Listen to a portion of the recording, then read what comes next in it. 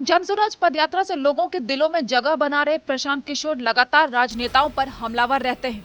खासकर नीतीश कुमार और तेजस्वी यादव तो अक्सर प्रशांत किशोर के निशाने पर रहते हैं। हाल ही में नीतीश कुमार ने ओडिशा, झारखंड और महाराष्ट्र का दौरा किया।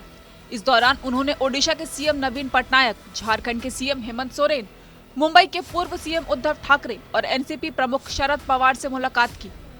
इन मुलाकातों में तेजस्वी यादव और ललन सिंह भी उनके साथ थे। नवीन पटनायक से तो नीतीश को कुछ खास रिस्पांस नहीं मिला, लेकिन हेमंत सोरेन, उद्धव ठाकरे और शरद पवार ने नीतीश का साथ देने की बात कही। नीतीश की इन यात्राओं पर विपक्ष ने काफी तंज कसा और अब प्रशांत किशोर ने नीतीश को निशाने पर ले लिया है। उन्होंने कहा कि नीतीश कुमार का अपना ठिकाना है नहीं और देश भर में घूम रहे हैं। साथ ही उन्होंने ये भी कहा कि नेताओं के साथ चाय पीने और प्रेस कॉन्फ्रेंस करने से कुछ नहीं होगा। नेताओं के और दलों के साथ में बैठकर चाय पीने से, साथ में बैठ के प्रेस वार्ता करने से विपक्षी एकता अगर होनी होती तो आज से 10 बरस में ये काम हो गया होता।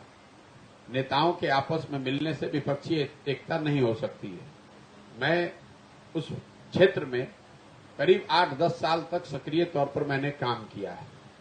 इसका कोई मतलब नहीं है। आप बंगाल गए, ममता बनर्जी से आप मिले, ममता बनर्जी ने एक स्टेटमेंट जारी किया, आपने एक स्टेटमेंट जारी किया। उससे जनता पर क्या असर पड़ा, उससे लोगों पर क्या असर पड़ा? ऐसा तो है नहीं कि ममता बनर्जी ने कह दिया कि कांग्रेस को वो वेस्ट बंगाल में लड़ने के लिए जगह दे देंगी। कांग्रेस ने ये कहा नहीं कि भाई हम वेस्ट बंगाल छोड़ देंगे ममता बनर्जी के भरोसे।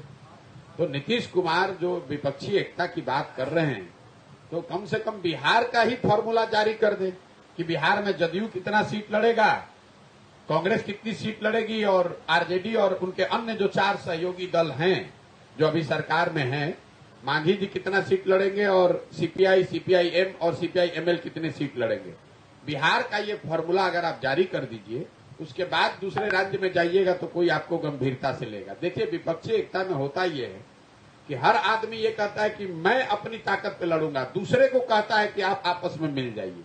तो नीतीश कुमार को अगर आप कहिएगा कि अपना सीट छोड़कर यहाँ सीपीआईएमएल को जोड़ दीजिए, सीपीआईएमएल का स्ट्राइक रेट नीतीश कुमार से ज्यादा रहा है। नीतीश कुमार की पार्टी 100 सीट लड़के 110 सीट लड़के 42 एमएलए जीती है।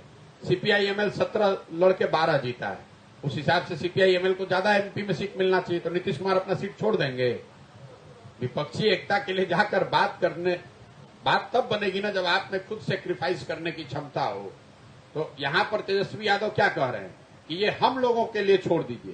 कांग्रेस पिछली बार यहां 10 एमपी का सीट लड़ी थी, तो तेजस्वी यादव और नीतीश कुमार ये घोषणा कर दे कि इस बार कांग्रेस कितना सीट लड़ेगी और कांग्रेस उसको मान जाए, सीपीआईएमएल मान जाए, तब ना एकता की बात होगी। तो अपना घर ठिकाने पे नहीं है, पूरे दुनिया में घूम रहे हैं। इसका क्या मतलब है? इसका कोई मतलब नहीं है। मुझे भी इन चीजों का थोड़ा बहुत अनुभव है। नीतीश कुमार इतना नहीं है, लेकिन अपना घर जिसका ठिकाना नहीं है वो आदमी पूरे दुनिया में घूमेगा तो उसका ना बाहर होगा ना घर का बचेगा। बिहार छोड़कर देश घूम रहे नीतीश पर सवाल तो कई लोग उठा रहे हैं, नेता से लेकर जनता तक।